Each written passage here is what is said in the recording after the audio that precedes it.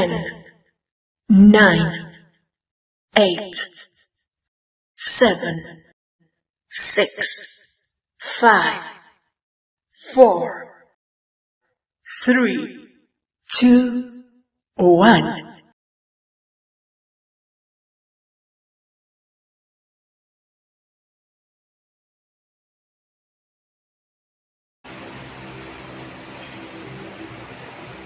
அந்த வகையில் மகுடம் பதிப்பகத்தின் வெளியீடாக அஷ்ரஃபா நூர்தீன் அவர்களின் ஹூருலின்கள் கவிதை தொகுப்பு வெளியீட்டு விழாவிலே நாம் அனைவரும் மகிழ்ச்சியுடன் இணைந்திருக்கின்றோம். நிகழ்வினை இனிதே ஆரம்பிக்க அனைவருக்கும் பொதுவான ஏக இறைவனை நம் மனதில் நிறுத்தி ஒரு நிமிட மௌன பிரார்த்தனையில் அனைவரும் ஈடுபடுவோம்.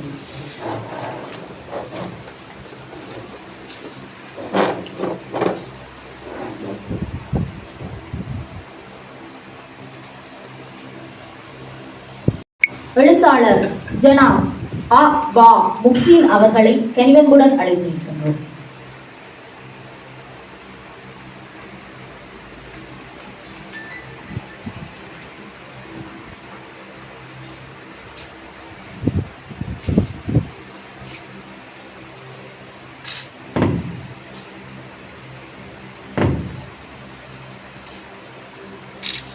உங்கள் அனைவருக்கும் இதை நூல் வெளியீட்டு நிகழ்வில் வரவேற்புரை நிகழ்த்துவதில் மிகவும் மகிழ்ச்சி அடைகிறேன், பெருமைப்படுகிறேன். இறுக்கமான நிகழ்ச்சி நிரல்களுக்கு மத்தியிலும் எமது குறுகிய கால அழைப்பை ஏற்று இந்நிகழ்ச்சிக்கான முதன்மை விருந்தினராக வருகை தந்து சிறப்பிக்கின்ற வைத்தியர் ஜனாப் எம் முனாஸ் அவர்களை அன்புடன் வரவேற்கிறேன். அதே போன்று எமது அழைப்பு ஏற்று கௌரவ விருந்தினராக வந்து இந்நிகழ்வை சிறப்பிக்கின்ற உதவி தொழில் ஆணையாளர் திருமதி நவஜீவனா குபேந்திரன் அவர்களையும் உளப்பூர்வமாக வரவேற்கிறேன். இந்நிகழ்வுக்கு தலைமை வகிப்பதற்காக பேராதனை பல்கலைக்கழகத்தில் இருந்து வந்திருக்கின்ற எங்களுடைய குடும்பத்தின் இளம் தலைமுறையினரில் ஒருவரும் தற்காலிக தத்துவ விரிவுரையாளருமான ஜனாபா எம்.என். அப்ரீன் அவர்களை மகிழ்வுடன் வரவேற்கிறேன்.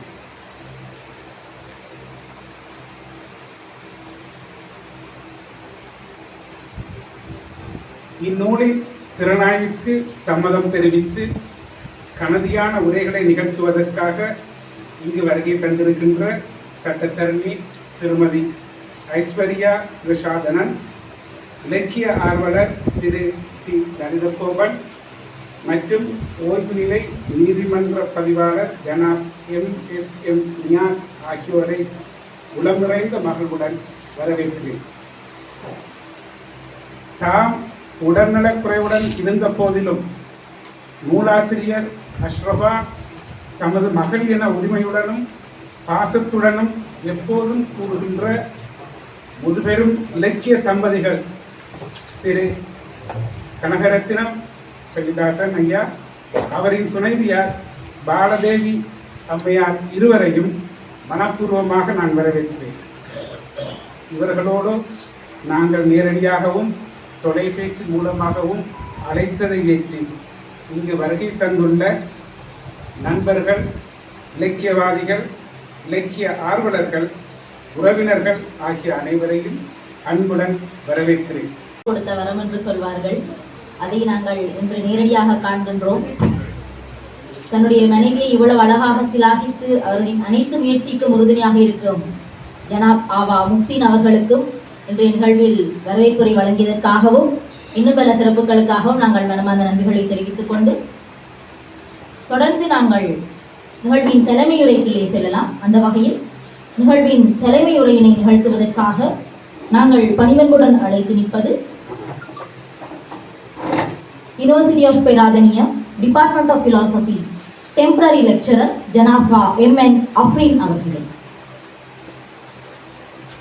பொருளின்கள் கவிதை தொகுப்பிற்கு வருகை தந்திருக்கும் கௌரவ விருந்தினர் மற்றும் முதன்மை விருந்தினர், திறனாய்வாளர்கள் மற்றும் அவையோருக்கு எனது இனிய காலை வணக்கம். இந்த நூல் வெளியீட்டுக்கு என்னை தலைவராக அழைத்தமைக்கு திருமதி ஜனாபா அஷ்ரஃபா நூர்தீன் அவர்களுக்கு என் உள்ளம் கனிந்த நன்றிகளை தெரிவித்துக் கொண்டு இத்தலைமை உரையை நிகழ்த்துவதற்கு முன்வந்துள்ளேன். அதற்கு முன்னர், அதாவது தலைமை உரையை நிகழ்த்துவதற்கு முன்னர் திருமதி அஷ்ரஃபா நூர்தீன் பற்றி ஒரு சில விடயங்களை கூறுவதற்கு கடமைப்பட்டுள்ளேன். எனது மாமி, அதாவது எனது தந்தையினுடைய சகோதரி. இவர் 1982ஆம் ஆண்டுகளில் இருந்தே தனது இலக்கிய பணியை தொடர்ந்துள்ளார். முதலாவதாக வானொலிகளில் ஒலித்த அவரது குரல் தற்போது முகநூல்களிலும் இணையதளங்கள் வாயிலாகவும் புத்தகங்கள் மற்றும் சஞ்சிகைகள் வாயிலாகவும் காணக்கூடியதாக இருக்கின்றது. தத்துவவியல் ஆசிரியர் என்பதால் தத்துவத்துடன் தலைமை உரையை நிகழ்த்தி சென்றிருக்கின்றார். குறிப்பாக நமது சமூகத்தில் நம் அனைவருக்கும் என்றாவது ஒரு நாள் இந்த கேள்விகள் நிச்சயம் மனதில் தோன்றி இருக்கும். இருப்பினும் நம்மில் பலர் அதை வெளிப்படுத்தி இருக்க மாட்டோம். இருந்தாலும் ஒரு கேள்வியுடன் இந்த தலைமையுரையை வழங்கி அனைவரின் சிந்தனையையும் தூண்டிவிட்டு சென்றிருக்கின்றார் ஜனாபா இம்மன் அஃப்ரீன் அவர்களுக்கு நமது மனமார்ந்த நன்றிகளை தெரிவித்துக் கொண்டு தொடர்ந்தும் நிகழவிருப்பது ஒரு மிகவும் முக்கியமான நிகழ்வு. திருகோணமலையின் கலை இலக்கிய பரப்பலில் மிகவும் முக்கியமான நபர் ஒருவரை நாங்கள் கௌரவிப்பதற்காக இத்தருணத்திலே நாங்கள் அனைவரும் தயாராக இருக்கின்றோம். அந்த வகையில் நமது நிகழ்வின் முதன்மை விருந்தினர் கிழக்கு மாகாண சுகாதார திணைக்களத்தின் திட்டமிடல் வைத்திய அதிகாரி டாக்டர் MM முனாஸ் அவர்களையும், இந்த நூலின் எழுத்தாளர் ஜனாபா அஷ்ரஃபா நூர்தீன் அவர்களையும் நாங்கள் மேடைக்கு அழைத்து நிற்கின்றோம். நாங்கள் தற்பொழுது கரவொலியுடன் மேடைக்கு அழைத்து நிற்பது திருகோணமலையின் மிகவும் மூத்த இலக்கியவாதி. நம்மில் பலருக்கு அவர் இலக்கியவாதி என்பதை நாங்கள்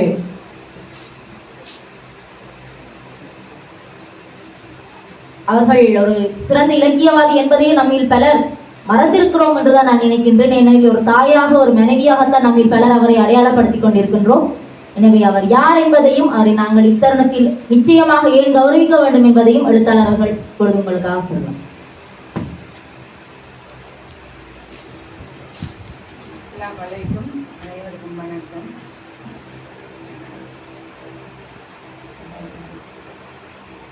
திருமதி கனகரட்னம் பாலதேவி அவர்கள் 80க்கு முந்தைய காலத்தில் எழுத்துத்துறையில் மிகவும் ஈடுபாடு கொண்டவர். கவிதைகள், சிறுகதைகள் என்று மட்டுமல்லாது மேடை நாடகங்களில் நடித்தவர். ஏராளமான கவிதைகளை எழுதி புகழடைந்தவர். அந்த நாளில் மேடை நாடகங்கள் பலரில் நடித்துள்ளார். இந்த பாலதேவி அம்மாவை அறியாதவர்களும் இருக்கலாம். மன்னார் மாவட்ட பிரதேச கலாமன்றம் நடத்திய போட்டியில் ஆரம்ப காலங்களில் வெள்ளிப்பதக்கம் பெற்றுக் கொண்டவர். ஆளுமை மிக்க பெண். இவர்களை கௌரவிப்பதில் நான் மகிழ்வடைகிறேன். இப்போது அவர்கள் முதுமையடைந்து எழுத்துத்துறையிலிருந்து ஓய்வடைந்தாலும் ஆனால் புத்தகங்களை வாசிக்கிறார். ஆனால் அவருடைய கணவன் ஷெல்லிதாசன் மற்றும் மகன் தீபகாந்தன் ஆகியோர் மூலமாக அந்த இலக்கியத்தை விடுபடாமல் அவர் அதில் தொடர்ந்து இருக்கிறார். அவருக்கு எமது விருந்தினர் பொன்னாடை போற்றுவார். திருமதி நவஜீவனா சுதந்திரன் அவர்கள்.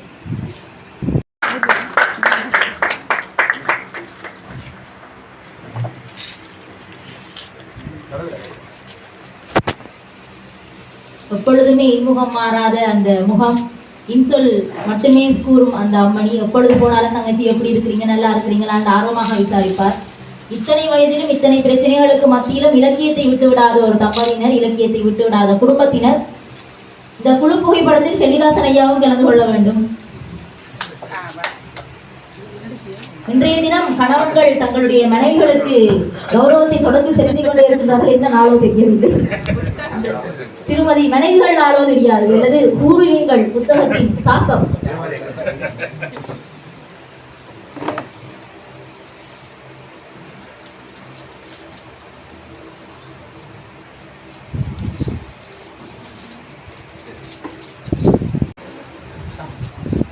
அந்த வகையில் இந்த நூலின் முதல் பிரதியினை பெற்றுக்கொள்வதற்கான அந்த உயரிய கௌரவத்துடன் நாங்கள் பணிவன்புடன் அழைத்து நிற்பது தீவிர வாசகரான திருமதி முரளிதரன் தம்பதியினர் அவர்களுக்கான புத்தகங்களை பிரதிகளில் வழங்கி வைக்குமாறு நமது நிகழ்வின் முதன்மை விருந்தினர் டாக்டர் MM முனாஸ் அவர்களையும் நமது நூலின் ஆசிரியர் அவர்களையும் அழைத்திருக்கின்றோம்.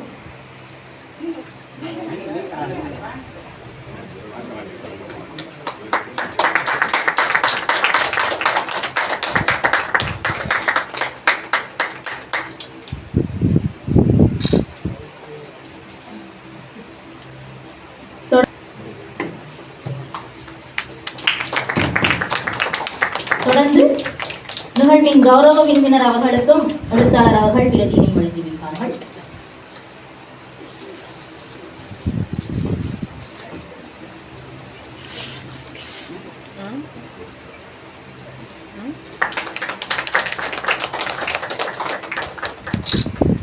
தொடர்ந்து நிகழ்வின் தலைவர் அவர்கள் நூல் திறனாய்வு செய்ய வந்திருக்கும் இலக்கிய ஆர்வலர்களுக்கான நூல் பிரதிகளை வழங்கி வைப்பார்கள். அந்த வகையில் சட்டத்தரணி திருமதி ஐஸ்வர்யா பிரசாதன அம்மணி அவர்களையும் ஓய்வு நிலை நீதிமன்ற பதிவாளர் ஜனாப் MSM நியாஸ் அவர்களையும் அழைத்து நிற்கின்றோம் பிரதிகளை பெற்றுக் கொள்வதற்காக. லலிதகோபன் சார் வந்துட்டே அவர்களுக்கான வரவேற்பையும் தெரிவித்துக் கொண்டு இலக்கிய ஆர்வலர் லலிதகோபன் சார் அவர்களையும் அழைத்து நிற்கின்றோம்.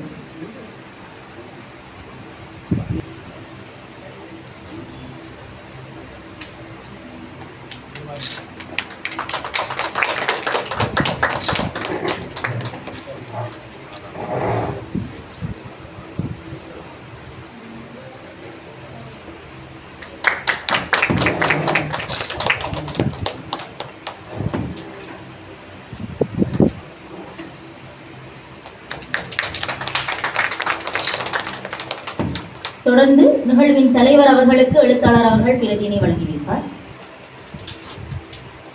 நன்றி வழங்கி வைக்கப்படும். எனவே அனைவரும் அதனை பெற்றுக் கொள்ளுமாறு தாழ்மையுடன் கேட்டுக்கொள்கின்றோம்.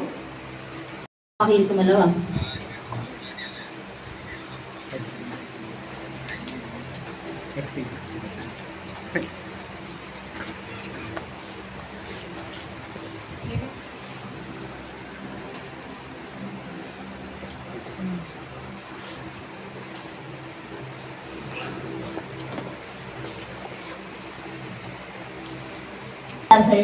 என்ற ஒரு சந்தேகம் எனக்கு இருந்தது. அந்த சந்தேகம் தற்பொழுது தீர்க்கப்பட போகின்றது என்ற ஆர்வலில் நானும் இருக்கின்றேன். பூர்வீகங்கள் என்றால் என்ன என்று நான் கூகுளில் அடித்த பொழுது கூகுள் எனக்கு ஒரு மிகவும் சுவாரஸ்யமான பதிலை தந்தது. உங்களுக்கு ஹேர்னியா இருக்கின்றதா ஹாஸ்பிட்டலுக்கு போங்க என்று சொன்னது கூகுள். நான் பயந்து விட்டேன். பிறகு திரும்பவும் அடித்தேன் பூரு லீங்கள் என்றால் என்ன என்று. அப்படி சொன்னது பொருளைக்கு போகின்றீர்களா பஸ்ஸில் போங்கள் என்று. நான் முற்றிலுமாக குழம்பி விட்டேன். சரி, இன்றைக்கு இந்த பதிலை பெற்றுக்கொண்டே போக வேண்டும் என்றுதான் வந்திருக்கின்றேன். பிறகு சற்றே அமளியில் அடித்து ஒரு எழுத்தாக அடித்து தேடிய பொழுது அது மிகவும் சுவாரஸ்யமான பதில் ஒன்று என் கண்களுக்கு கிட்டியது.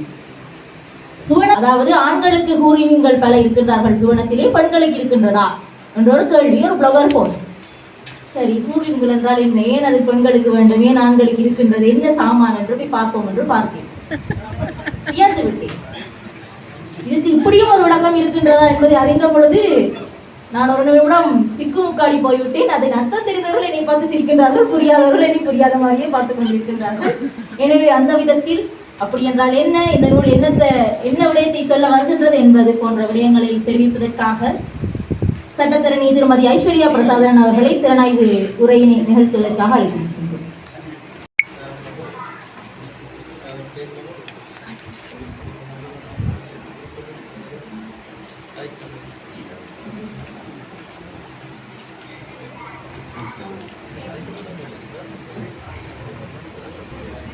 இன்றைய தினம் இவ்வைபவத்திற்கு கலந்து சிறப்பிக்க வந்திருக்கும் அதிதிகள் அனைவருக்கும் எனது வணக்கத்தை தெரிவித்துக் கொள்வதுடன் இங்கு வருகை தந்திருக்கும் இலக்கிய ஆர்வலர்கள் அனைவருக்கும் எனது பணிவான வணக்கங்களையும் தெரிவித்துக் கொள்கிறேன்.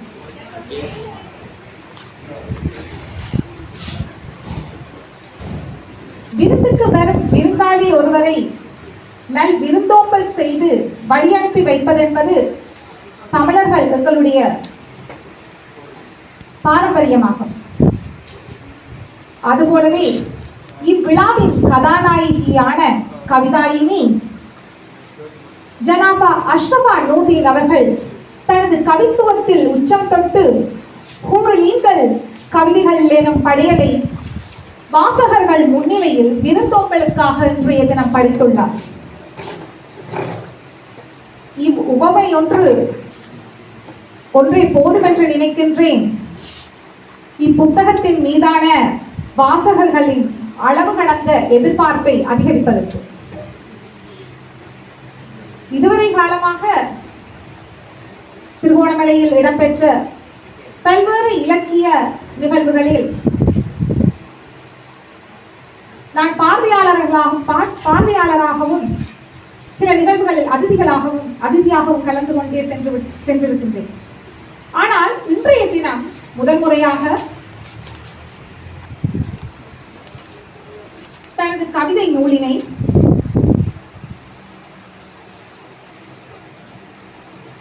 எனது கண்ணோட்டத்தில் திறனாய்வு செய்து செல்வதற்காக நூலாசிரியர் என்னை அழைத்திருக்கின்றார். இப்புத்தகம் பற்றிய பார்வைக்குள் செல்வதற்கு முன்னர் சில விடயங்களை நான் உங்கள் முன்னிலை பரிமாறிக்கொள்ள விரும்புகின்றேன். சமீப காலமாக திருகோணமலையில் இலக்கிய துறையில் படைப்புகள் அதிகரித்த வண்ணமே இருக்கின்றது. அதுவும் பல்வேறுபட்ட பரிணாம வளர்ச்சியில் அப்படைப்புகள். ஆனால் இந்த படைப்புகள் அனைத்தையும் உற்று நோக்கும் பொழுது இதில் பெண்களின் வகிபாகம் என்னவென்று ஆராய்ந்து பார்த்தால் சொற்ப அளவே காணப்படுகின்றது என்பதில் எவ்வித ஐயமும் இல்லை.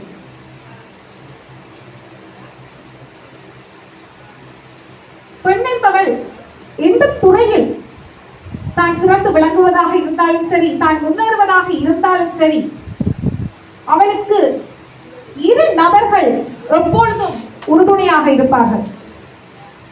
அதில் ஒன்றுதான் அவளது தந்தை, மற்றையவர் அவளது கணவர். இந்த இரு நபர்களுமே ஒரே விதமான குணாம்சங்களுடன் கிடைக்க பெற்றவள் மிகவும் அதிர்ஷ்டசாலி என்றுதான் கூற வேண்டும். அந்த வகையில் தனது கணவரின் ஊக்கத்துடனும் பக்கபலத்துடனும் இன்று ஜனாபா அஷ்ரஃபா நூர்தீன் அவர்கள் இவ்வவையில் விழுகின்றார். கணவர் தனது உரையில் சொல்லிவிட்டு சென்றார், தனது மனைவிதான் தனது முகவரி என்று. ஆனால் கணவனின் ஊக்கமும் பக்கபலமும் இல்லாமல் இந்த நூலாசிரியரால் இவ்வளவு தூரத்திற்கு முன்வந்திருக்க முடியுமோ என்பதில் ஐயம் இருக்கின்றது. அந்த வகையில் இந்த நூலாசிரியர் மிகவும் கொடுத்து வைத்தவர் என்றே கூற வேண்டும். தனது சிந்தனை சிதறல்களை கவிதை துளிகளாக வடிவமைத்த கூறலீங்கள் கவிதை எனும் தொகுப்பானது 73 கவிதைகளை தனக்குள் உள்ளடக்கியுள்ளது. இத்தொகுதியில் ஒரு சில கவிதைகளை தவிர ஏனைய கவிதைகள் அனைத்தும் மைய விடயமாக பெண்ணியை குறித்து நிற்கின்றது. இதில் ஒரு சில கவிதைகளை உங்கள் முன்னிலையில் நான் விமர்சித்து செல்லலாம் என எண்ணி இருக்கின்றேன். இப்புத்தகத்தின் 3ஆம் பக்கத்தில் உள்ள ஆணுலகம் இக்கவிதையும் 4ஆம் பக்கத்தில் நான் வலிமையானவள், அவமானத்தின் உச்சிக்கு என்னை கொண்டு சென்றவனே, மூளையற்ற உனது தடியை பாறைகளுடன் மோதிக்கொள், வாழ்க்கை விளையாட்டல்ல என்பதை இனியாவது உணர்ந்து கொள், உனக்கான தண்டனையை நான் எழுதிவிட்டேன். தன்னை புரிந்து கொண்டு தன்னுடன் இல்லற வாழ்வை நடாத்தாது பிரிதொரு பெண்ணை தேடிச் செல்லும் ஆணுக்கு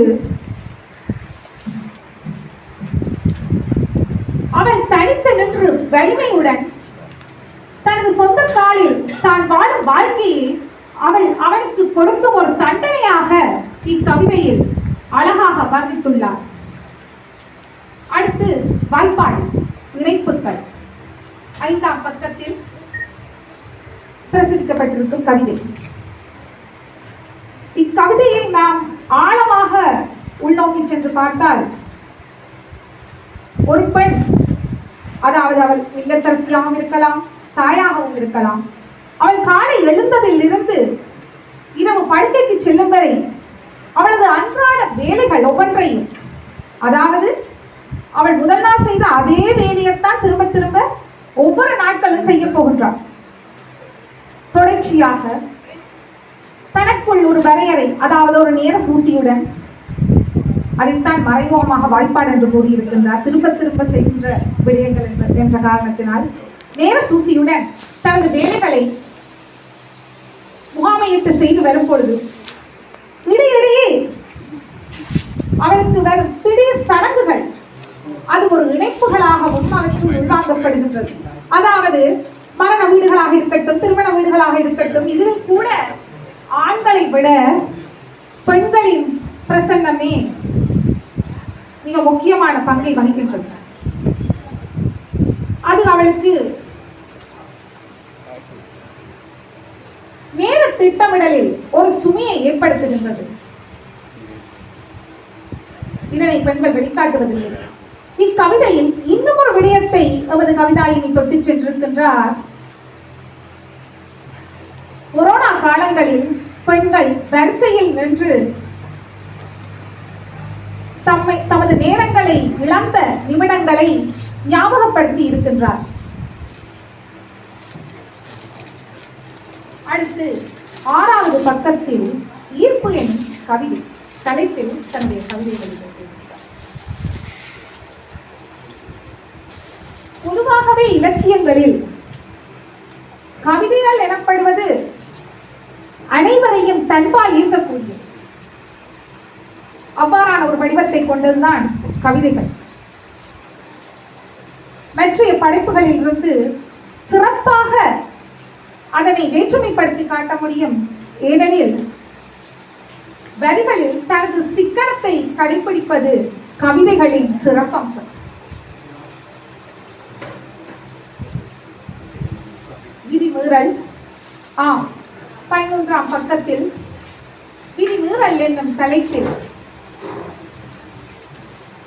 பொதுவாக நெடுஞ்சாலைகளில் வீதி போக்குவரத்து விதிமுறைகளை மீறும் சாரதிகளினால் பல நபர்களின் தலைவிதிகள் மீறப்படுகின்றது. அண்மை காலமாக, அதுவும் கடந்த ஒரு மாதத்திற்குள்ளேயே வீதி விபத்துகளின் எண்ணிக்கை திருகோணமலையில் அதிகரித்துள்ளது. சாரதிகள் ஒவ்வொருவரும் தாம் வீதி மீறுவதன் ஊடாக அனைவரது தலை விதியையும் மாற்றிவிடுகின்றார்கள். இதனை சிறப்பாக கவிதையில் உள்வாங்கி இருக்கின்றார். உயிர்களின் மகத்துவத்தை உணர்த்தும் விதமாக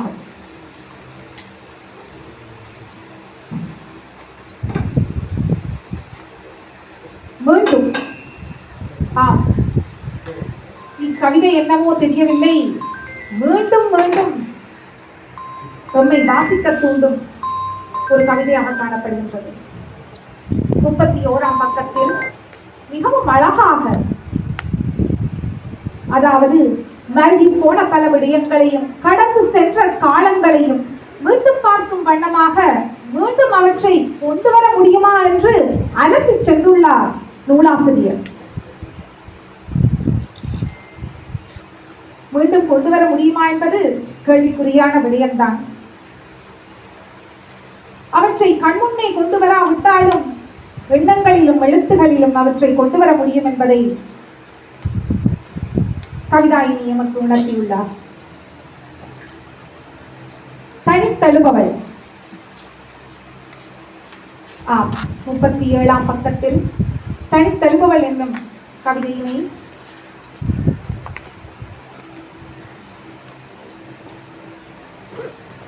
இக்கவிதையின் மூலமாக எனக்கு தெரிகின்ற தத்துவம் என்னவெனில், ஆணை சாராமல் ஒரு பெண் வாழவே முடியாது எனும் மூட நம்பிக்கையை தகர்த்தெறியும் விதமாகத்தான் இத்தலைப்பு உருவகிக்கப்பட்டுள்ளது என்று நான் நினைக்கின்றேன். அதிகார நிகழ்ச்சி நிரல் 39ஆம் பக்கத்தில் நமது நூலாசிரியர் அரசியலையும் மக்களால் ஆளப்படும் அரசியல்வாதிகளையும் கூட விட்டு வைக்கவில்லை. மேலோட்டமாக அரசியலையும் கிளறிவிட்டு சென்றிருக்கின்றார். இத்தலைப்பு தொடர்பில் நான் விமர்சிக்க விரும்பவில்லை. நான் நினைக்கின்றேன் இத்தலைப்பு தொடர்பில் மிகவும் சிறப்பாக விமர்சிக்கக்கூடியவர் நமது முன்னாள் நீதிமன்ற பதிவாளர் நியாசை அவர்கள். அதற்கும் சில காரணங்கள் இருக்கின்றது. அக்காரணங்களை நான் நினைக்கின்றேன் அவர் தனது உரையில் மிக அழகாக வெளிப்படுத்துவார் என்று. முடிவுறாதவை 41ஆம் பக்கத்தில் வெளிப்படுத்தி இருக்கின்றார். மனிதனாக பிறந்த ஒவ்வொருவனுக்கும் இருக்கும் தேவைகள் மற்றும் விருப்பங்கள் என்பவை முற்றுப்புள்ளி இட முடியாத முடிவெளிகள் என்பதை மீண்டும் அவர் வலியுறுத்தி இருக்கின்றார். நாம் பிறப்பில் இருந்து இறக்கும் வரை நமக்கான தேவைகள் நிறைவடைவதே இல்லை. அத்தேவைகளுக்காக நாங்கள் தினமும் ஓடிக்கொண்டேதான் இருக்கின்றோம். ஆகவே இவை முடிவுறாதவை என்று கூறுவதில் எவ்வித சந்தேகமும் இல்லை. மெய்யும் பொய்யும் 43ஆம் பக்கத்தில் மெய்யும் பொய்யும் என்ற ஒரு கவிதை.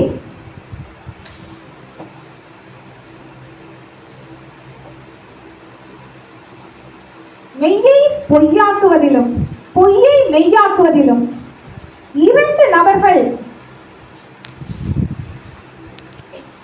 முக்கியமான ஒரு இடத்தை வகிக்கின்றார்கள். யார் என்று கூற முடியுமா? ஆமா, சட்டத்தரணிகள். இன்னொருவர் மாற்று கருத்தாக நான் ஒருவரை குறிப்பிடுகிறேன், காதலர்கள்.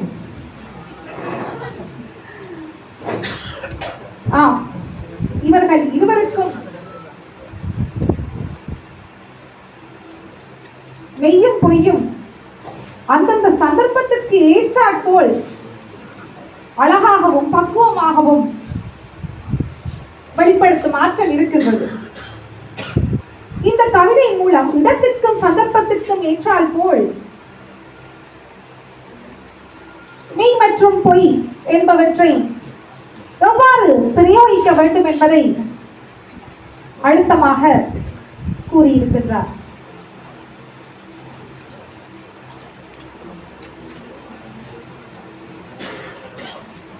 இறுதியாக எனக்கு மிகவும் பிடித்த இந்த கவிதைகளுக்குள் மிகவும் பிடித்த கவிதை என்று கூற வேண்டுமென்றால் உறவுகள். 35ஆம் பக்கத்தில் உறவுகள் பற்றி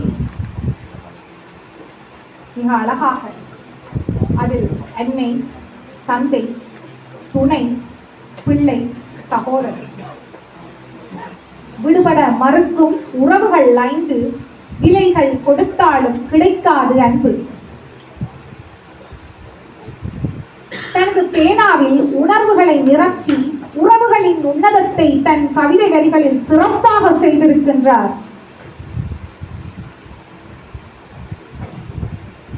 இக்கவிதை புத்தகத்தின் அட்டை படத்தினை பார்த்தால் நான் நினைக்கின்றேன் அனைவரது கைகளிலும் இப்பொழுது காணப்படுகின்றது. கூறலீங்கள். இதன் அர்த்தம் சொர்க்கத்து கண்ணழகிகள், ஸ்வர்க்கத்து அழகிகள் அல்ல, ஸ்வர்க்கத்து கண்ணழகிகள். ஆம், இங்கே இப்பெண்ணின் முகத்திலே அனைத்து பாகங்களும் மறைக்கப்பட்டு தனியே கண்கள் மட்டும் பார்வைக்காக விடப்பட்டிருக்கின்றது.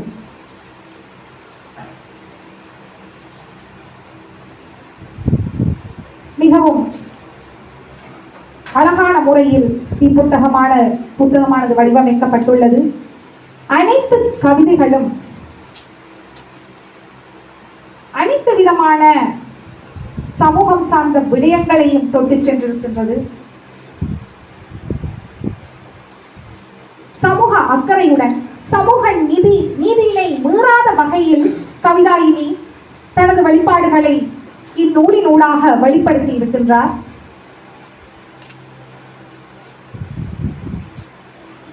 மேலும் இந்நூலாசிரியருக்கும் எனக்குமான தொடர்பினையும் உங்கள் அனைவருக்கும் நான் சொல்லிவிட்டு செல்ல வேண்டும். இந்நூலாசிரியை நான் சிறு வயதில், இப்பொழுதுதான் அஷ்ரஃபா நூர்தீன் என்று இங்கு உங்களது முன்னிலையில் பெயர் குறிப்பிட்டு கூறுகின்றேன் கவிதாயினி என்பதனால். ஆனால் சிறு வயதில் நான் ஆன்டி என்றே அழைப்பதுண்டு. இவரும் எனது தந்தையும் ஒன்றாகத்தான் கடமையாற்றி இருக்கின்றார்கள் அரசு உத்தியோகத்தில். அந்த வகையில் நான் இவருடன் குடும்ப ரீதியாக பழக்கத்தை கொண்டிருக்கின்றேன். எனினும் கூட இலக்கிய ஜாம்பவான்களின் முன்னிலையில் இன்றைய தினம் தனது நூலினை திறனாய்வு செய்யும்படியாக என்னை அழைத்தமைக்கு நூலாசிரியருக்கும் அவரது கணவருக்கும் எனது நன்றிகளை தெரிவித்துக் கொள்வதுடன் இந்நூலாசிரியர் மென்மேலும் தனது படைப்புகளை சலிக்காது ஓயாது படைக்க வேண்டும் என்று பிரார்த்தித்துக் கொண்டு நன்றிகளை கூறி விடைபெற்றுக் கொள்கின்றேன். நன்றி, வணக்கம்.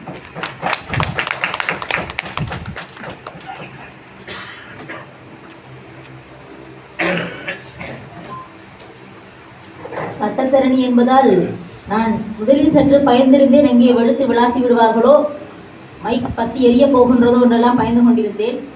ஆனால் அமைதியாக, அழகாக, பொறுமையாக அற்புதமான ஒரு உரையை நிகழ்த்தி சென்றிருந்தார் சட்டத்தரணி ஐஸ்வர்யா பிரசாந்தரன் அவர்கள். அவர்களுக்கு நமது மனமார்ந்த நன்றிகளையும் பாராட்டுகளையும் நாங்கள் தெரிவித்துக் கொள்கின்றோம். இதற்காக நாங்கள் அழைத்து நிற்பது இலக்கிய ஆர்வலர் திரு லலிதகோபன் சார் அவர்கள். அனைவரையும் இந்த காலை வேளையில் முகமன் கூடி வரவேற்று எனது உரைக்குள் நுழைகின்றேன். வர வர இந்த இலக்கிய மேடைகள் ஒரு கல்யாண வீடு மாதிரி தான் இருக்குது. என்னென்னா ஒரு கல்யாண வீட்டுக்கு போனால் 99% ஆட்கள் தெரிஞ்சாக்களை தான் இருப்பாங்க. ஸோ இந்த மாதிரி ஒரு மிகவும் குறுகிய வட்டமில்ல எல்லாருமே அறிந்த முகங்கள். ஆகவே கொஞ்சம் டென்ஷன் நான் பேசலாம் என்று நினைக்கிறேன். முதலாவதாக எனது வருகைக்கான வருகை கொஞ்சம் தாமதமாகியது. அதற்கான காரணத்தை கூறி உங்களோட மன்னிப்பு கூறிவிட்டு நான் அங்கே அதை போகிறேன்டா. என்ற 14 அவர் பாஸ்டிங் முடிகிற நேரம் எனக்கு 9:30 தான். நேற்று நைட்டிலிருந்து அதிலிருந்து அந்த 9:30 அந்த டயத்தை எடுத்துகிட்டு வர கொஞ்சம் பிரிச்சு. எனவே உங்கள் எல்லாத்தையும் மன்னிப்பு கேட்டுக்கொண்டு இந்த உரைக்குள் நுழைகிறேன். வளமையாக ஒவ்வொரு உரைகளின் தொடக்கத்திலும் எமது முன்னோடிகள் யாரையாவது நினைவூட்டி இந்த உரைக்குள் நுழைவது வழக்கம். அந்த வகையிலே இன்று திருகோணமலைக்குரிய ஒரு மறைந்த காலம் சென்ற எழுத்தாளர் M.A. சஹி அவர்கள் இன்று இருந்தால் அவர் திருகோணமலையில் தமிழகம் அனைத்து இடங்களிலும் அவர் பேசப்படக்கூடிய ஒருவராக இருந்திருப்பார். அவருடைய சிறப்பு என்னென்று சொன்னால் அவருடைய பிறந்த இடத்தை ஒரு நாளும் மறக்கல. திருமலை M.A. சஹி என்றுதான் அவர் இடம் இருக்கும். அநேகமானாக தெரிந்திருப்பார்கள். அதுவும் அந்த இந்தியாவில் அந்த 3 குவார்ட்ஸ் வந்திருக்கிறாங்க. அவர்களுக்கு மிகவும் நெருங்கியோரா நானும் நெருங்கி பயணித்திருக்கிறேன். மிகவும் துப்பாக்கியத்துக்குரிய ஒரு மரணம். அவரை நினைவு கூற வேண்டியவனாக நான் இருக்கிறேன். அவர்களின் நினைவை ஒரு கவிதையினூடாக நினைவு கூர்ந்து அப்பால் செல்ல இருக்கிறேன். பறவைகளின் நாட்குறிப்பை இரவைக்கெல்லாம் மிக ரகசியமாக புரட்டி பார்க்கிறது வானம். பறவைகளின் நாட்குறிப்பை இரவைக்கெல்லாம் மிக ரகசியமாக புரட்டி பார்க்கிறது வானம். இது அவரின் எனது கடல் என்ற தொகுப்பில் இருந்தான ஒரு கவிதை. அவர்களின் நினைவுகளை தொடர்ந்து இந்த உரைக்குள் நான் செல்கிறேன். முதலாவது இந்த கவிதை புத்தகத்தை எடுத்தோடனே கவிதைகள் வைக்காம இந்த கவிதைகள் என்றால் என்ன, கவிதைகள் எப்படி அனுபவம் என்றதுக்கு ஒரு சின்ன இது அது ஒவ்வொரு உரையிலையும் மாறுபடும். இன்றைக்கு ஒரு விஷயத்தை சொல்ல விரும்புகிறேன். 2 லவர்ஸ் இருந்தாங்க. கொஞ்சம் புராண்டும் உரைக்கும் அவை கவிதைகள் நீங்கள் நீண்ட காலமாக பயணித்தால் அது உங்களுக்கு தெரியும். ஆனால் அந்த கவிதைகளை நீங்கள் வாராயமாக்கணும். இந்த இதில் ஒரு வசியம் என்ற ஒரு தலைப்பு கூட இருக்கிறது. அந்த வாராயமாக்கினால் பிறகு அது ஒரு இனிய பயணமாகத்தான் இருக்கு. அடுத்த இந்த மொழி, இந்த அநேகமாக எங்களோட இலக்கியங்கள் இன்று வரை வற்றாமல் இருக்குவதற்கான காரணம் பெண்கள் கவிதை எழுதுவது அல்ல பெண்கள் படைப்புகள் எழுதும்போது அநேகமாக அந்த ஆண் கவிஞர்களை விடவும் பெண்களின் கவிதைகளில் ஒரு விதமான ஒரு நளினமான உத்தி ஒன்று இருக்கும். இன்றைக்கு ஒரு பெண் கவிஞர் இதன்றபடியே நான் சுட்டிக்காட விரும்புகிறேன்.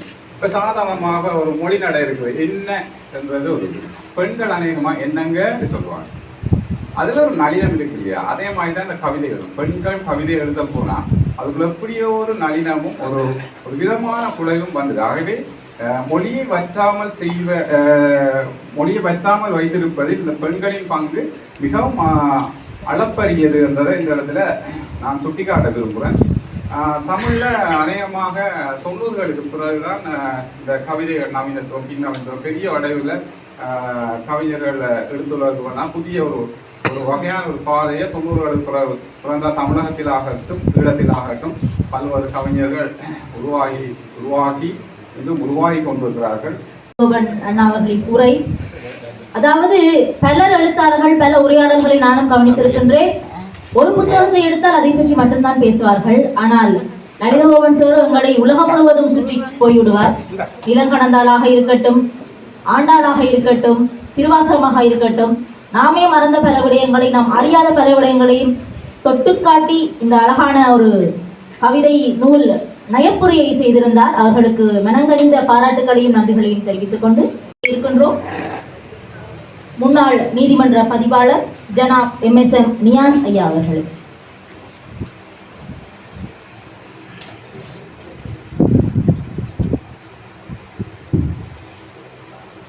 அனைவருக்கும் சாந்தியும் சமாதானமும் உண்டாவதாக. வணக்கம், அஸ்ஸலாமு அலைக்கும் என்று கூறி இந்த வெளியீட்டில் உரையாற்றுவதற்கு கிடைத்த சந்தர்ப்பத்தை வழங்கியதற்கு எழுத்தாளருக்கும் அவருடைய கணவர் மூசின் அவர்களுக்கும் நன்றியை தெரிவித்துக் கொள்வதாக. இந்த உரையில நமக்கு கொஞ்சம் கூட பொறுப்பு இருக்கு அப்படின்னு நம்புறேன். சொன்னால் ஐசுவும் லைஃபு கோபனும் அந்த ஐசு இருந்தாங்க நீதிமன்ற கிளாஸு. அதில் நாளைக்கு பிறகு ஐஸ்வர்யான குரலை கேட்டு சந்தோஷம்.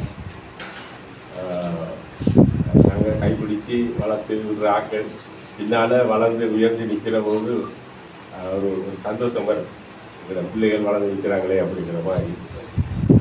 அந்த வகையில் அவருக்கு அவர் நல்ல ஒரு உரையை ஆக்கி சென்றார். இந்த அங்கே அப்போவே ஒரு பகுதி சொல்கிறது, டிவோர்ஸ் வேணும் ஆகிட்டு இப்படி போய் ஒரு கடையில் ஒரு பிரச்சனையை உண்டாக்கி ஒரு உடுப்பு வாங்குற கடைக்கு போனால் 2 பேர் சண்டை பிடிப்பாங்க, நம்ம டிவோர்ஸ் வளர்க்கணும் வாக்கோடுவோம் அப்படி.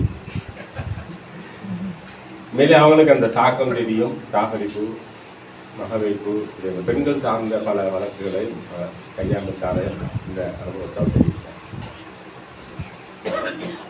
இந்த நூலை பற்றி நுழைவதற்கு முன்பு வழக்கம் போல நூல் ஆசிரியர் என்பதையும் நூல் என்பதையும் பிரித்து பார்க்க முடியாது, சிலவர்களை பிரித்து பார்க்க வேண்டியவர். அஷ்ரஃபா நூர்தீன் என்ற பெயரிலே தான் அவன் இருக்கிறான். அஷ்ரஃபா மூசினா மாறி, அதுவும் ஒரு சமூகத்தில் இருக்கிற ஒரு சவால். அதாவது ஒரு பெண் தனது திருமணத்தின் பின்பு தனது பெயரை மாற்றிக்கொள்ளும், ஆம்பளை மாத்திரை.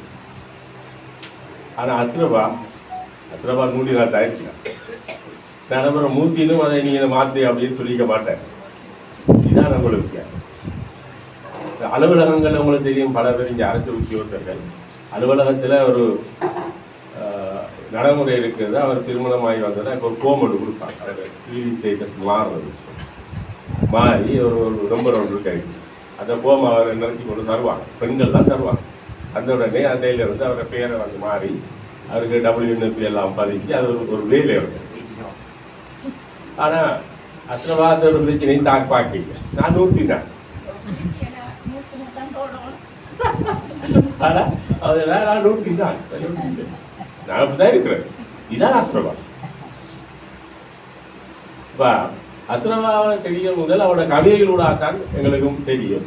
அடிக்கடி அவரோட ஒரு கவிதையை பற்றி சொல்றது உண்டு. ஒரு மூதூர் லோஞ்சில் அந்த காலத்தில் மூதூர் லோஞ்சில் வார நேரத்தில் ஒரு முஸ்லீம் பெண் வந்து தன்னை உடலை மூடி மூத்த மூடி இந்த ஒரு சிரமமான வேர்வைக்குள்ள ஒரு மூளையில இருந்து கொண்டு வருவார். அது நேரத்தில் அவருடைய கணவர் வெளியே வந்து நல்ல சேட்டை வந்துட்டு காத்தோட்டமாக வெளியே நின்றுட்டு வருவார். அந்த கவிதையோட வரிகள் எனக்கு ஞாபகம் இல்லை. ஆனால் அந்த கவிதை வந்து ஒரு பெரிய ஒரு செய்தியை சொன்னேன். இன்றைய எமது நிகழ்வின் சிறப்பு விருந்தினராக கலந்து சிறப்பித்துக் கொண்டிருக்கும் திருகோணமலை உதவி தொழில் ஆணையாளர் திருமதி நவஜீவனா குபேந்திரன். இன்றைய விழாவின் கதாநாயகி ஜனாப் அஷ்ரஃபா நூரின் அவர்களுக்கும் விழாவின் முதன்மை அவர்களுக்கும் திறனாய்வாளர்களுக்கும் தமிழ் நூல் மேலுலகின் ரசிக பெருமக்களுக்கும் என்னுடைய காலை வணக்கங்கள். முதலில் திருமதி அஷ்ரஃபா நூரின் அவர்கள் நான் திருவோணமலை அலுவலகத்துக்கு மாற்ற போது என்னுடைய அலுவலகத்தில் முன்னர் கணிபுரிந்தவர் என்ற ரீதியில் தன்னை அறிமுகப்படுத்திக் கொண்டார். அதன் கீழ் அவருடைய முகப்புத்தக வாயிலாக கருத்துக்களையும் கவிதைகளையும் விதித்திருக்கிறேன். இன்றைய தினம் அவருடைய இந்த 2வது நூல் வெளியீட்டு விழாவிற்காக என்னையும் ஒரு விருந்தினராக அழைத்தமைத்து நன்றி பாராட்டுகின்றேன். அவருடைய கவிதைகளை நான் கையில் எடுத்த போது அட்டைப்படத்திலிருந்து அதனுடைய தலைப்பிலிருந்து அனைத்து கவிதைகள் சொல்லும் செய்திகளிலிருந்தும் அவை என்னுள் நிறைய பெரும் தாக்கங்களை என்னுள் உண்டாக்கியது. முதலில் பெண்ணியத்தை பற்றி நாங்கள் எடுத்துக்கொண்டால் அவர் இந்த கவிதை தொகுப்பில் நிறைய பெண்ணிய கருத்துக்களை குறிப்பிடுகிறார். பெண்ணியம் என்று நாங்கள் ஃபெமினிஸ்ட் என்று சொல்லும் போது எங்களுக்கு முதலில் ஞாபகத்துக்கு வருவது ஒரு தீவிர ஃபெமினிஸ்ட், அதாவது கற்பப்பையை வெற்றி அறிய வேண்டும் என்று பெரியார் ஒரு காரணத்துக்காக சொல்லியிருந்தாலும் அதை ஒரு தீவிர கருத்தாக எண்ணிக்கொண்டு இப்போது அதற்கு மிகவும் வலிமையான கருத்துக்கள் கொடுக்கப்பட்டிருக்கின்றன. உண்மையில் ஆணும் பெண்ணும் சமம் என்பது சமூகவியல் ரீதியாக இருந்தாலும் ஆணும் பெண்ணும் சமம் அல்ல. உயிரியல் ரீதியாக ஆணுக்கு என்று தனி உடலும் பெண்ணுக்கு என்று தனி உடலும் இருக்கின்றது. பெண்ணால் செய்ய முடியுமான சில விடயங்களை ஆண்களால் முடிவதில்லை. அவ்வாறே ஆண்களால் செய்ய முடியுமான பல விடயங்களை பெண்களால் செய்ய முடிவதில்லை. அதனை ஏற்றுக்கொண்டு அதை தன்னுடைய மத ரீதியான கருத்துக்களை மதற்கு உள்வாங்கிக் கொண்டு சரியான முறையில் சரியாக பெண்ணியத்தை இந்த கவிதைகளுக்குள் நுழைத்திருக்கிறார். அதனுடைய தாக்கத்தை இந்த கவிதைகள் எல்லா இடமும் காணக்கூடியதாக இருக்கின்றது.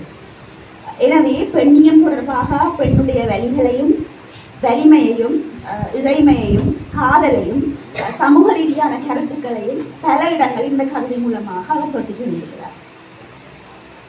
என்னுடைய கல்வியின் பின்னர் நான் கிட்டத்தட்ட ஒரு 9 வருடங்களாக தொழில்துறைக்கு காலடி எடுத்து வைத்தாகின்றது. அந்த வகையில் நான் ஒரு நிறைவை தரவுத்தியதாக இருந்தாலும் நான் எடுத்துக்கொண்ட சவால்கள் சந்தித்த சவால்கள் நிறையவே காணப்படுகின்றது. பெண் அது முதலாவதாக இவர் ஒரு சிறிய வயதுடைய ஒரு பெண் என்பதுதான். எனவே இந்த ஒரு குறுகிய கால இடைவெளியில் நான் இவ்வளவு சவால்களை சந்திப்பேனாக இருந்தால் திருமதி அஷ்ரஃபா அவர்கள் கிட்டத்தட்ட 45 வருட கால தன்னுடைய கவிதைகளை தாண்டி தன்னுடைய தொழில் பயணத்திலும் நிறைய சமூகவியல் ரீதியான சவால்களை சந்தித்திருப்பார். அதனுடைய ஆழமும் அதனுடைய வலிமையும் அவருடைய கவிதைகளில் மிகவும் ஆழமாகவும் அழகாகவும் மிகவும் கனதியாகவும் வெளிப்பட்டு நிற்கின்றது. என்னுடைய கணவர் அடிக்கடி சொல்வார், ஒரு தம்பதியினரில் கணவர் முதலாவதாக இறந்துவிட்டால் அந்த மனைவியுடைய ஆயுட்காலம் அதிகரிக்குமா, சாதாரணமான ஆயுட்காலத்தை விட அதிகமாக காணப்படுமா. அதேவேளை கணவர் அதாவது மனைவி முன்னதாக இறந்துவிட்டால் மிக குறுகிய கால இடைவெளியிலேயே கணவர் இறந்து விடுவாராம். ஏனென்றால் எல்லா ஆண்களுடைய உலகமும் பெண்ணை சுற்றியதாகவே காணப்படுகின்றது. நாங்கள் ஆணும் பெண்ணும் சமம் என்று சொன்னாலும் கூட அதை கட்டாயமாக ஏற்றுக்கொண்டாக வேண்டும். அந்த வகையில் திருமதி அஷ்ரஃபா நூர்தீன் அவர்களுடைய கணவருடைய கருத்துக்களிலும் சரி, அவருடைய செயற்பாடுகளிலும் சரி, இன்று நாம் கண்மூடாக காணக்கூடியது அவருடைய இந்த நூல் அல்லது அவருடைய கருத்துக்கள். அவர் நிறைய விடயங்கள் திருமதி அஷ்ரஃபா அவர்கள் தன்னிலை மாறாது நின்றமைக்கும் அவருடைய கணவர் மிக உறுதுணையாக காணப்படுகிறார் என்பதுதான். இது நான் நினைக்கிறேன் அவர் இது என்னுடைய உரையாக இருந்தாலும் நய உரை அல்ல என்றாலும் நான் அவருடைய கவிதைகள் சிலவற்றை குறிப்பிட விரும்புகிறேன். என்னுடைய பார்வையில் நிறைய கவிதைகளை எங்களுடைய திறனாய்வாளர்கள் குறிப்பிட்டார்கள். என்றாலும் என்னை தொட்டு சென்ற பல கவிதைகளில் சிலவற்றை உங்களுடன் நான் பகிர்ந்து கொள்ள ஆசைப்படுகின்றேன். முதலாவதாக, ஒவ்வொரு மனிதனும் தான் உயர்வடைய அல்லது சமூக ரீதியாக தன்னை மகிழ்ச்சியாக வைத்துக் கொள்ள தேவைப்படுவது தான் செய்த பிழைகளை உணர்தல். அதாவது தன்னை விட வலிமையானவர்களை விட தான் செய்த பிழைகளை உணர்ந்து அவற்றை ஏற்றுக்கொள்ளும் மன்னிப்பு கொள்வதுதான் தன்னை மிகவும் மகிழ்ச்சியாக வைத்திருக்கவும் தன்னை முதிர்ச்சியாக வைத்திருக்கவும் மனநிலை ரீதியாக தன்னை முதிர்ச்சியாக வைத்திருக்கவும் வேண்டிய ஒரு இயல்பு. அந்த இயல்பை அவர் நாளொன்றின் குற்றங்கள் என்ற கவிதையில் வெளிப்படுத்தியிருக்கிறார். அந்த கவிதையில் சில வரிகள்: தினசரி கழியும் ஒவ்வொரு மணித்துளிகளையும் முட்டி பார்க்கிறேன், குற்றங்களை பட்டியலிடுகிறேன். எனது குற்றங்கள் சாதாரணமானவை என தேற்றிக் கொள்கிறேன். மீண்டும் தொடர்கிறார்: மறுதினம் பேனாவை எடுப்பேன், எதிரில் இருக்கின்றவர்களை பெற்று எழுத தொடங்குவேன். நான் ஒரு குற்றவாளி, அதை நான் மறைக்கிறேன் அல்லது மறுத்து வாழ்கிறேன். இந்த இயல்பு பலருக்கு காணப்படுவதில்லை. எனவே அவர் இந்த கவிதையினூடாக அதை மிகவும் அழகாக மிகவும் எளிமையாக சொல்லியிருக்கிறார். இவருடைய கவிதைகளில் மிகவும் அடுத்த என்னை ஈர்த்த விடயம், நான் அடிக்கடி என்னை சார்ந்தவர்களிடம் சொல்லிக் கொள்வது, இஸ்லாம் மதத்தை பொறுத்தவரையில் அதனுடைய எளிமையும் இலகுமையும் தான் அதனுடைய இயல்புகளை மிகவும் தக்க வைத்துக் கொள்ள ஏதுவாக இருக்கிறது. அதை அனைவரும் பின்பற்ற வேண்டும் என்று அவருடைய கவிதைகளிலும் இது வெளிப்படுத்தியிருந்தது. மிகவும் எளிமையாகவும் இலகுவான மொழி நடையில் நவீன கவிதைகளை அவர் சொல்லிச் செல்கிறார்.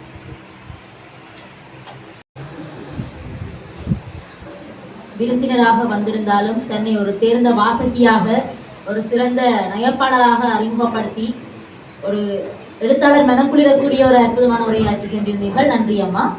தொடர்ந்து நாங்கள் மேடைக்கு அழைத்து நிற்பது இன்றைய நமது நிகழ்வின் முதன்மை விருந்தினர், கிழக்கு மாகாண சுகாதார திணைக்கள திட்டமிடல் வைத்திய அதிகாரி டாக்டர் MMM முனாஸ் அவர்கள். இன்றைய நிகழ்வின் நாயகி சகோதரி அஷ்ரஃபா மற்றும் துணைவர் ஆவா முஸ்லிம் அவர்களே, வருகை தந்திருக்கின்ற சிறப்பு கௌரவர் விருந்தினர்களே, இலக்கிய திறனாய்வாளர்களே, தமிழ் ஆர்வலர்களே மற்றும் பெரியவர்களே, சகோதர சகோதரி அனைவரும் மீதும் தேவரை சாந்தியும் சகோதரர்களுக்கும் முதலில் இந்த கணப்பொழுது வரையில் எனக்கு இன்னும் விளங்காத விஷயம் இருக்குது. என்னை எதற்காக இந்த நிகழ்வுக்கு முதன்மை விருந்தினராக அழைத்தீர்கள்? நான் திரும்ப திரும்ப அதுக்குரிய மூசின் ஐயா அவர்களே கேட்டேன், அதே மாதிரி சகோதரி அஷ்ரஃபா நூர்தீன் அவர்களே கேட்டேன், என்ன ஏன் எனக்கு கொடுக்குறீங்க? எனது பங்களிப்பு இலக்கிய துறைக்கு ஒரு வாசிப்பாளன் வாசகன் என்பதற்கு அப்பால் எனது பங்களிப்பு செய்வோம். நான் ஒரு எழுத்தாளனோ கவிஞனோ அல்ல. ஒரு சில ஆய்வு கட்டுரைகள் எனது துறை சார்ந்த ஆய்வு கட்டுரைக்கு அப்பால் நான் எழுதினதோ வந்து, ஆனால் நான் தேர்ந்து எடுத்த நூல்களை ஆழ்ந்து வாசிப்போம், தொடர்ச்சியாக வாசித்து கொண்டிருக்கிறோம். ஒரு வாசகன் கடைசியாக இருந்தால் உங்களோட ஒரு வாசிப்பாளன் வாசகன்ன்றதுக்காக நாங்கள் கூப்பிட்டோம். அப்போ என்னிடத்திலிருந்து இலக்கிய திறனாய்வோ அல்லது கவிதை நூல் மதிப்பீடு போன்ற பெரிய பெரிய விஷயங்கள் எதிர்பார்க்கிறேன். என்னுடைய வெளிப்படுத்துகைக்கு ஒரு வாசிப்பாளன் மட்டும்தான் இருக்கு. அதை பெருசாக எதிர்பார்க்கக்கூடாது. எனக்கு எல்லாரும் இதில் இருக்கிற அனைவர இதில் இருக்கிற எல்லாரும் இலக்கியத்துறைக்கு ஏதோ ஒரு பகையில் பங்களிப்பு செய்வர்கள், எழுத்தாளர்கள், மிக சிறப்பான கவிதைகளில் விடுதலையாக கற்றுக்கிறாங்க. அது மாதிரி இவர் நூல் நிறைய எல்லாமே நான் வாய்ச்சிருக்கேன். இப்போ இப்படியான ஒரு இலக்கிய வட்டத்துக்குள்ள நான் வாரது வந்து இந்த இரும்பு அடிக்கிற இடத்துக்கு எறும்புக்கு என்னடா வேலைன்ற மாதிரி அப்படிதான் எல்லாரும் என்னை பார்க்கல, அப்படிதான் எனக்கு தெரியும். இருந்தாலும் இந்த நிகழ்வு மிக முக்கியமான ஒரு நிகழ்வு. அதாவது இப்போ நிகழ்வுகள் அதிகமாக நடக்குது, எல்லா இடத்துலையும் நடக்குது. ஆனால் இப்படியான நூல் வெளியீடுகள் வந்து ஒப்பீட்டளவில் அரிதான நிகழ்வுகளாக இருக்குது. அதுவும் குறிப்பாக பெண் எழுத்தாளர்களின் படைப்புகள் ஒப்பீட்டளவில் மிகப்பெரிய, குறிப்பாக எனது பிரதேசத்தில் எனது மாவட்டத்தில், அதிலும் குறிப்பாக ஒரு முஸ்லீம் சமூகத்திலிருந்து ஒரு பெண் எழுத்தாளர் எழுதுகிறது வந்து ஒரு அரிதிலும் அரிதான ஒரு நிகழ்வாகத்தான் இருக்கிறது. இப்போ என்னதான் பெரிய பெரிய பெரிய எழுத்தாளர்கள், பெரிய பெரிய புகழ்பெற்ற இலக்கியவாதிகள் என்ன படைப்புகளை செய்தாலும் சில விஷயங்களை வந்து சில ஆழ்மன உணர்வுகளை, சில வாழ்க்கையுடைய யதார்த்தங்களை சொல்கிறதுக்கு நாங்கள் வந்து ஒரு சில பாத்திரங்களாக எங்களை கற்பனை செய்து நாங்கள் எழுதலாம். ஆனால் அந்த பாத்திரமாகவே இருந்து எழுதுறது அதுக்கு ஒரு தனி மதிப்பு, தனி பெருமானம் இருக்கு. பலரும், பல ஆய்வாளர்கள், பல பேச்சாளர்கள் இங்கு பேசியிருந்தார்கள். ஆனால் நான் முதலில் இந்த புத்தகத்தை வாங்கி, இப்பொழுது நான் வாங்கி தட்டி கொண்டிருக்கும் பொழுது ஒரு கவிதை என் கண்ணில் பட்டது. அந்த கவிதையை பற்றி இங்கு யாரும் உண்மையில் சொல்லவில்லை என்பது எனக்கு ஒரு ஏனென்று எனக்கு விளங்கவில்லை என்றுதான் சொல்ல வேண்டும். உண்மையில் சொல்ல போனால் ஜியோ பொலிட்டிக்ஸ் என்ற ஒற்றை சொல்லில் கடந்துவிட முடியாத துயரம் அது. சொற்பம் கண்ணீர் என்ற 89வது பக்கத்தில் இருக்கும் அந்த கவிதை. உண்மையில் தினமும் திரையினூடாக அந்த அவலங்களை பார்க்கும் பொழுது, பலஸ்தீனிய மக்களின் அந்த அவலங்களை, வேதனைகளை பார்க்கும் பொழுது 2009, 2008, 2007, 89 கலவரங்கள், 83 கலவரங்கள் என்றால் நாங்கள் கேள்விப்படும் கதைகளை வாழ்ந்தது போன்ற உணவு தான் எனக்கு ஏற்படுகின்றது. நான் இதுவரையில் பல பேரும் இந்த கேள்வியை கேட்டிருக்கின்றேன். நாங்கள் அனுபவித்த இதைத்தானே அவர்களும் அனுபவிக்கிறார்கள், இதில் என்ன வித்தியாசம்? பிறகே எம்மத்தியிலிருந்து பலமான குரல்கள் எழவில்லை என்ற கேள்வி பலகாலமாகவே எனக்கு இருக்கின்றது. இன்று அந்த கேள்விக்கான ஒரு பதில் எனக்கு கிடைத்திருப்பதாகவே நான் கருதுகின்றேன். ஏனெனில் அந்த அவலங்களை நாங்கள் பார்த்து பார்த்து கடந்து பழகிவிட்டோம். அவையும் ஒரு காலத்தில் நாம் வாழ்ந்தவை. இந்த நிலைமைகள் இப்படியே நடித்தால் நாளை எம் சந்ததியும் அதை அனுபவிக்கக்கூடிய அவலங்கள் என்பதை நாங்கள் மறந்துவிட்டதாகவே எனக்கு தோன்றுகிறது. எனவே அந்த அவலங்களை மீண்டும் ஒரு முறை எமக்கு நினைவுபடுத்தி நாம் அதையும் மறக்கக்கூடாது. சக மனிதராக அது நம்முடைய கடமை என்பதை நினைவுபடுத்திய அந்த கவிதைக்காக உண்மையில் இந்த இடத்தில் நான் உங்களை தலைவணங்கி நன்றி செலுத்துகின்றேன். ஏனெனில் அந்த கவிதையில் பயன்படுத்தப்பட்டிருக்கும் எத்தனையோ சொற்களை கூட பொது வழியில் பேசுவதற்கு நமக்கு பயன். அந்த மாதிரியான ஒரு கவிதையை படைத்திருக்கின்றார். மிக்க நன்றி அம்மா. இத்தருணத்திலே அவர்களை பேச அழைப்பது தகுமென நான் கருதுகின்றேன். அதுக்கு முன்னால் இன்னொரு விடயத்தை நான் சொல்ல வேண்டும். குறிப்பாக இந்த நூலின் அட்டை படத்தை வடிவமைத்த நாமிக் ரீஷ்மான் அவரை நான் சந்தித்தால் நிச்சயமாக கேட்க வேண்டும். நீங்கள் எங்களை ஏமாற்றி விட்டீர்கள் நான் சொல்ல வேண்டும். எனவே இந்த அட்டை படத்தை பார்க்கும் பொழுதோ அல்லது இந்த போஸ்டரை பார்க்கும் பொழுதோ இந்த கவிதை புத்தகத்துக்குள் இத்தனை கவிதையான கவிதைகள் இருக்கும் என்று நம்ம யாருமே கற்பனை செய்திருக்க பார்த்திருக்க மாட்டோம். எல்லாம் ஒரு காதல் கவிதைகளாகவோ அல்லது ஒரு அன்பு சார்ந்த மென்மையான அழகியல் கவிதைகளாகவோ தான் இருக்கும் என்று தான் நாம் நினைத்திருப்போம். எனவே அட்டைப்படத்தின் மூலமாக ஏமாற்றி விட்டார்கள். இதை நான் போலீசாரிடம் தெரிவிப்பேன். இருந்தாலும் ஏன் இப்படி ஒரு முடிவு? இந்த கவிதை புத்தகத்தின் கனதி போன்ற விடயங்களை தெரிவித்ததற்காக இன்றைய நாளின் நாயகி எம் ஜனாபா அஷ்ரஃபா நூர்தீன் அம்மணி அவர்கள் அளித்திருக்கின்றனர். இறைவனுக்கே எல்லா புகழும். இன்று எனக்கு உண்மையில் மகிழ்வான நாள். உங்கள் அனைவருக்கும் நன்றி கூற கடமைப்பட்டுள்ளேன். எனது அழைப்பை ஏற்று தங்கள் வேலைப்பளவுக்கு மத்தியிலும் இங்கு வந்து கௌரவப்படுத்தினீர்கள். மிக்க நன்றி. முதலாவதாக நான் நன்றி கூறுவது முதன்மை விருந்தினருக்கல்ல,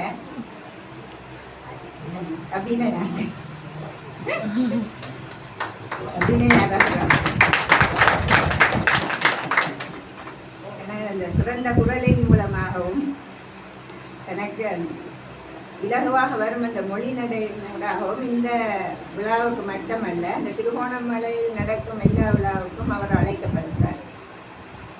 அந்த வகையில் எனது இந்த நூல் விழாவுக்கு வந்து நான் அழைத்தவுடன் எந்த ஒரு மறுப்பும் சொல்லாமல் வந்து கலந்து கொண்டு சிறந்த கருத்துக்களை கூறுகின்றார். அவருக்கு எனது நன்றி. அவங்களோட இதையும் சொல்லணும், அவங்களோட அப்பா வந்து ரகுராம் வங்கி முகாமையாளர். நான் ஆரம்ப காலகட்டத்தில் எழுத்துலகில் இருந்தபோது அவர் என்னை ஊக்குவித்து எழுத தூண்டியவர்.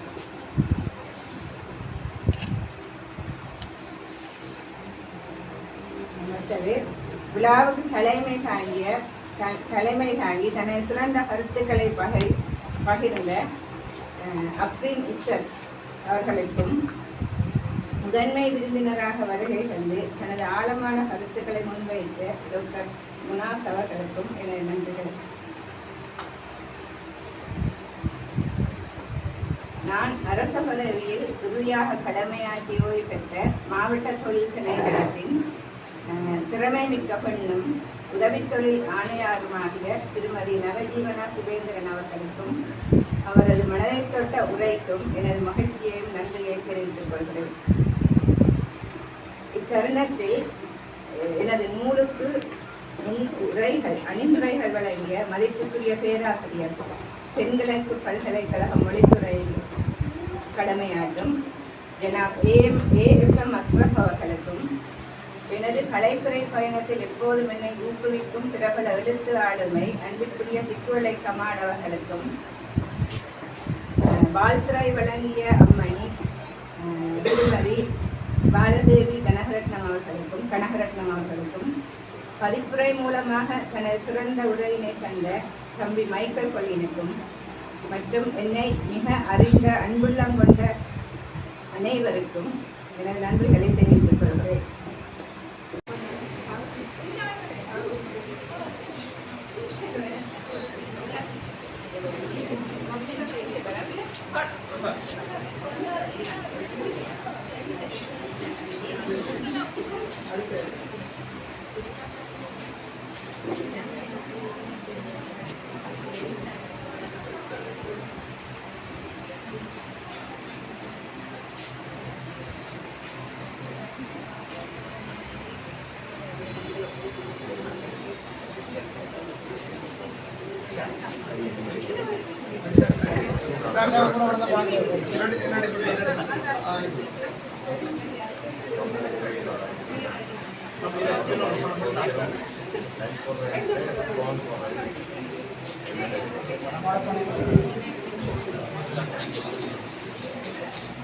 Thank you.